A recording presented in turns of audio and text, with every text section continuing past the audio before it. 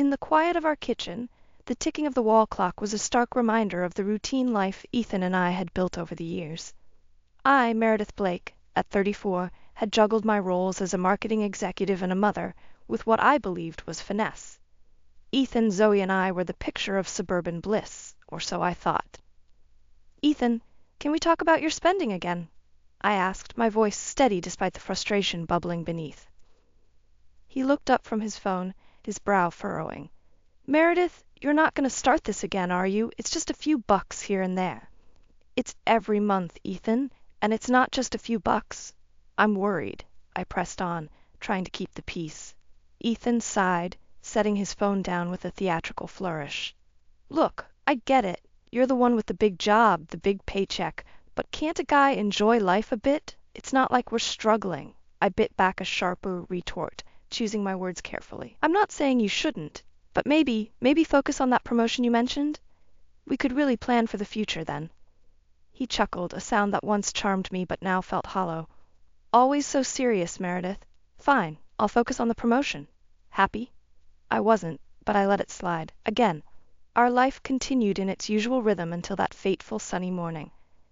Ethan and Zoe, my heart and soul, were off for a day out, leaving me to my weekend workload. Waving them goodbye, I felt a twinge of guilt for not joining them, but pushed it aside. Work was my excuse, my shield. Then came the call that shattered everything. "Mrs. Blake?" An unfamiliar voice, somber and heavy, broke through the silence of my home office. "Yes, speaking. Is everything okay?"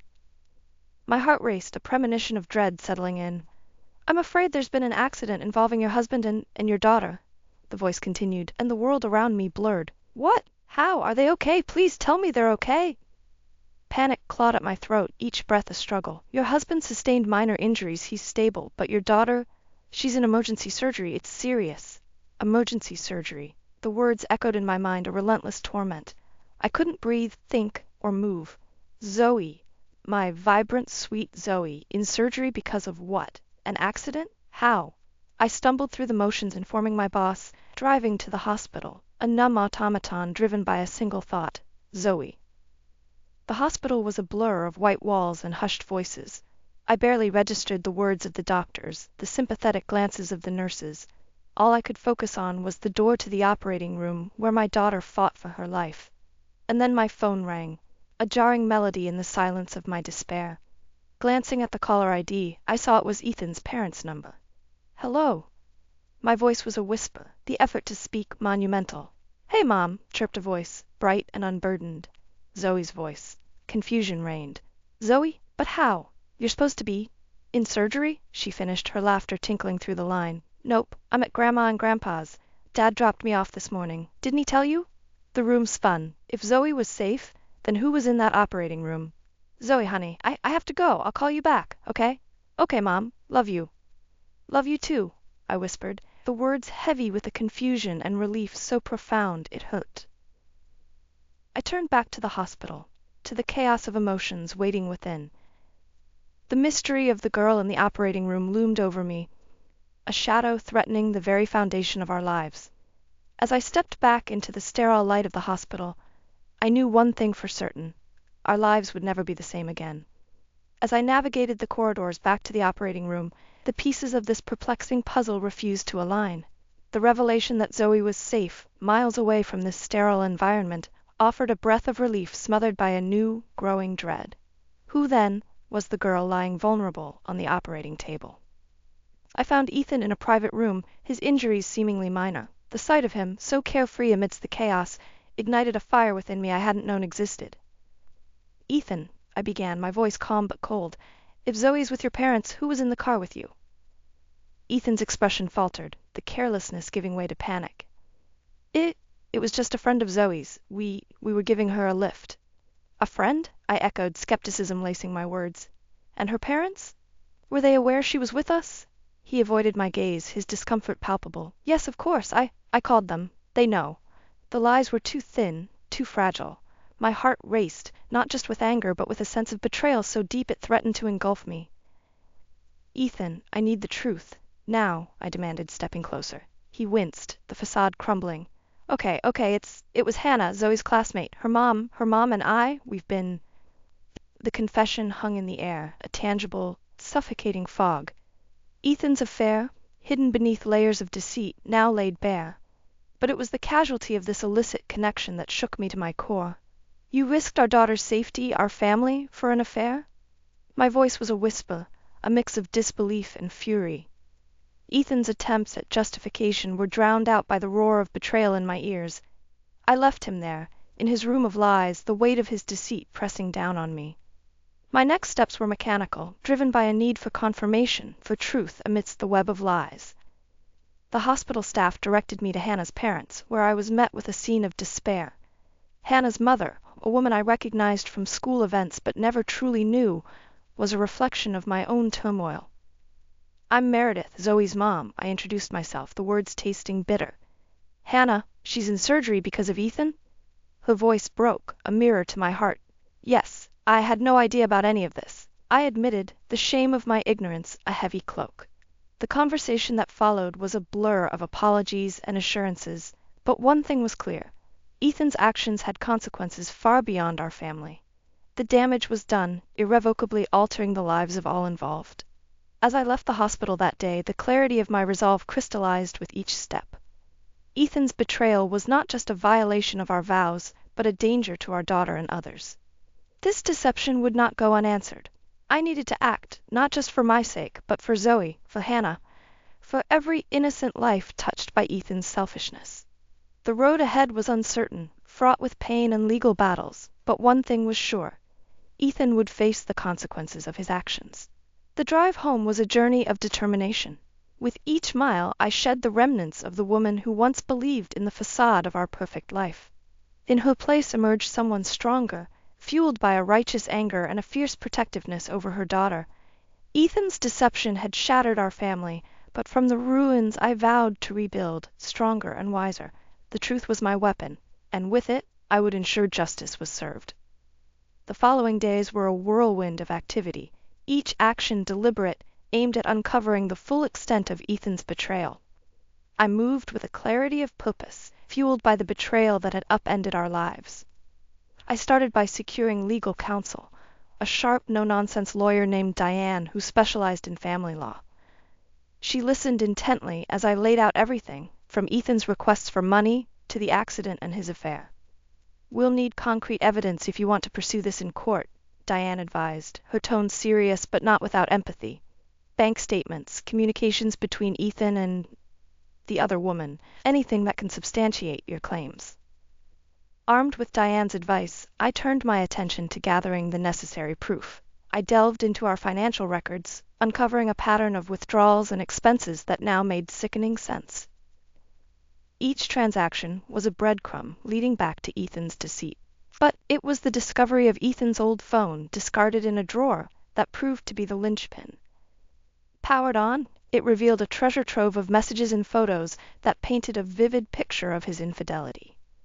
With each piece of evidence collected, my resolve hardened. Ethan had not only endangered our daughter's well-being, but had shattered the trust and safety of our family unit. His actions demanded consequences. It was during this period of meticulous planning that Ethan, oblivious to the storm brewing, attempted to reach out. "Meredith, we need to talk about Zoe. And us," he pleaded over the phone, his voice laced with a desperation that once might have moved me. "Us? There is no us, Ethan. Not anymore," I replied, my voice steady, devoid of the warmth he was accustomed to. "But Meredith, You what, Ethan? You're sorry?" I cut him off, my patience for his excuses long gone.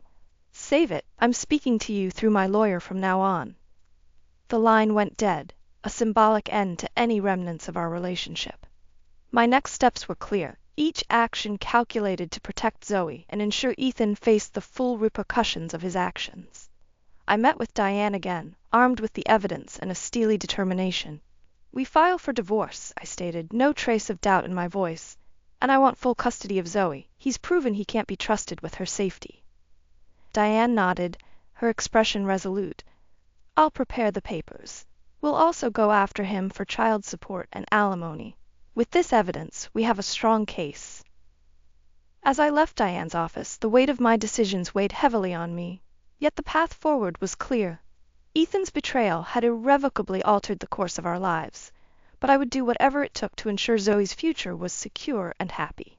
The battle lines were drawn, and while the road ahead promised to be fraught with challenges, I was ready.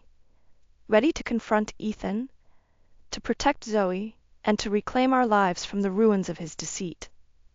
The legal proceedings began with a precision that mirrored my newfound resolve. Diane filed the divorce papers, and we prepared for the initial court hearing.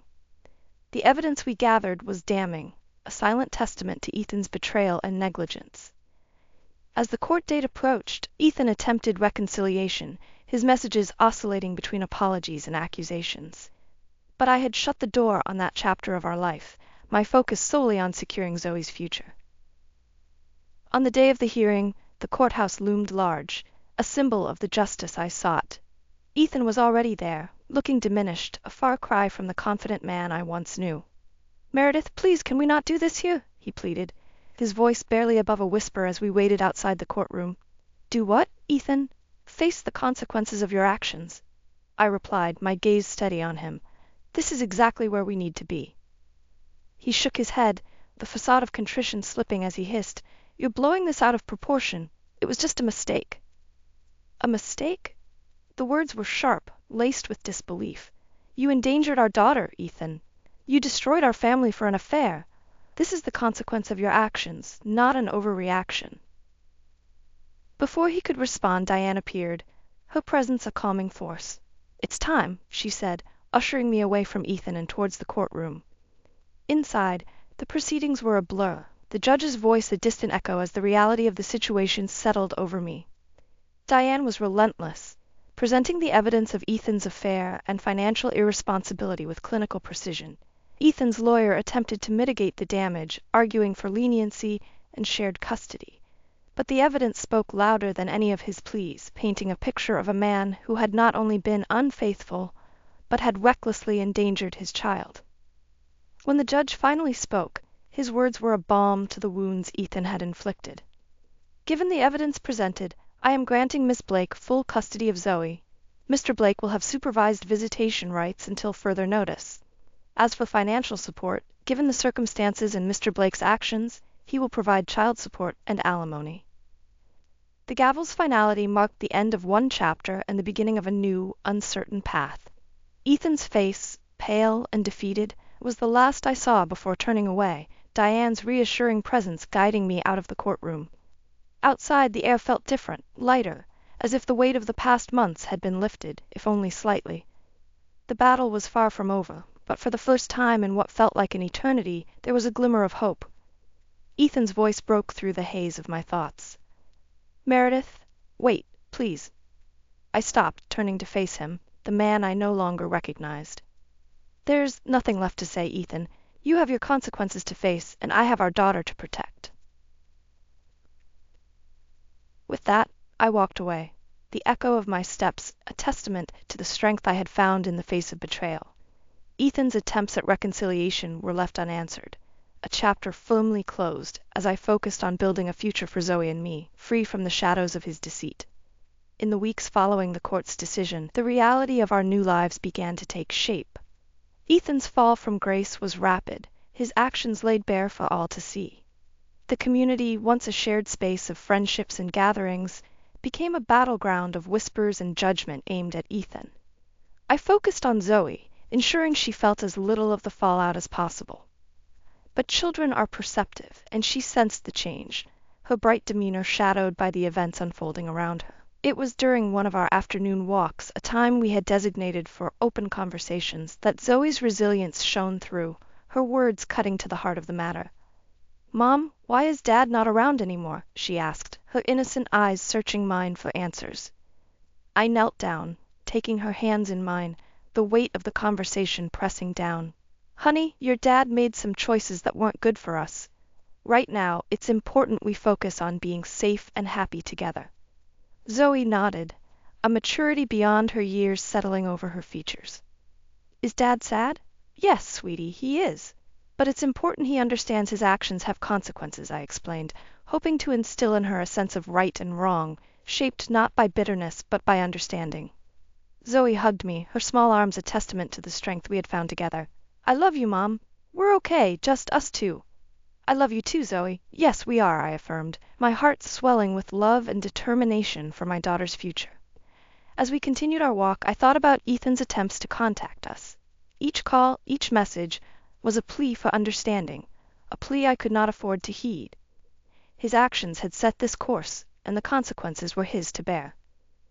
It wasn't long before the financial repercussions of Ethan's choices became apparent. His job, once a source of pride, became untenable amidst the scandal. Child support and alimony payments began to strain his resources, a constant reminder of the responsibilities he had tried to escape. One day as I opened the mail, I found a letter from Ethan, different from the others. It was an apology, not just to me but to Zoe, an acknowledgement of the pain he had caused. I read it, the words blurring as emotions conflicted within me.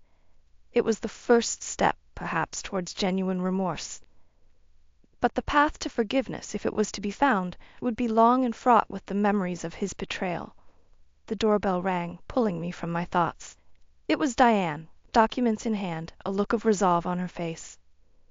"Meredith, we've got a bit more to sort through.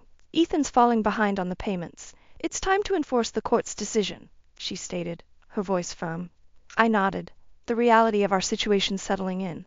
"Let's do what we need to, Diane. For Zoe." As Diane outlined the next steps, I realized this was but another chapter in the long road ahead. Ethan's downfall, brought on by his own actions, was a cautionary tale, one I hoped Zoe would learn from, but never have to experience firsthand.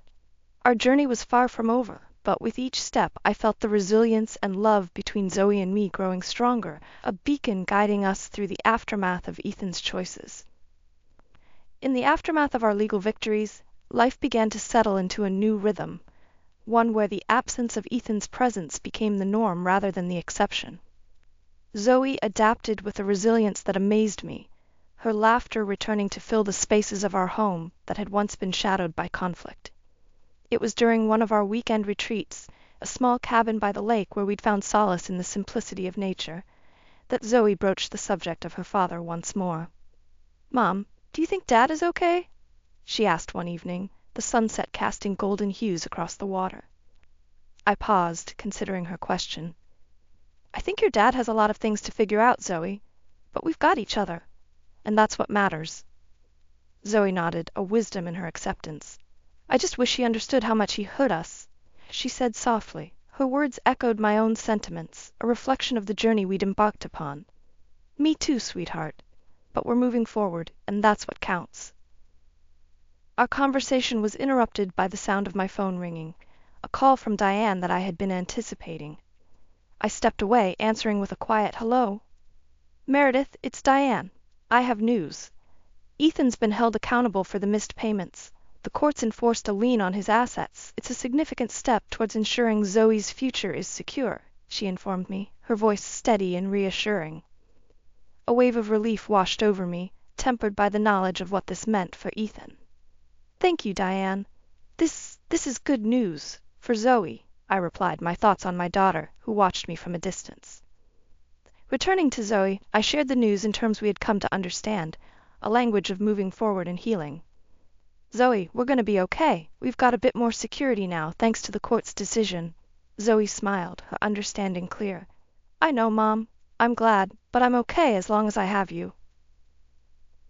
The weekend passed in a blend of conversations and quiet moments, each reinforcing the bond between us, a testament to the strength we'd found in the face of adversity. Back home, the reality of our situation continued to unfold, but with each passing day the shadows of Ethan's choices grew fainter, replaced by the light of our resilience and determination to build a life defined not by what we had lost, but by what we had gained. Zoe's progress at school, my advancements at work, and the support of friends and family painted a picture of a future bright with possibility. Ethan, for all the turmoil he had caused, became a footnote in our story, a reminder of the challenges we had overcome. As I tucked Zoe into bed one night, her words filled me with a sense of hope and purpose. "Mom, we're like a team, right? Against the world?" I smiled, kissing her forehead. "Yes, Zoe, against the world and winning." Our journey was a testament to the power of love and resilience, a narrative shaped not by the betrayal we had endured, but by the strength we had discovered within ourselves. Ethan's downfall was his own making, a path chosen through deceit and disregard. But for Zoe and me, the path we walked was one of healing, of justice, and ultimately of triumph.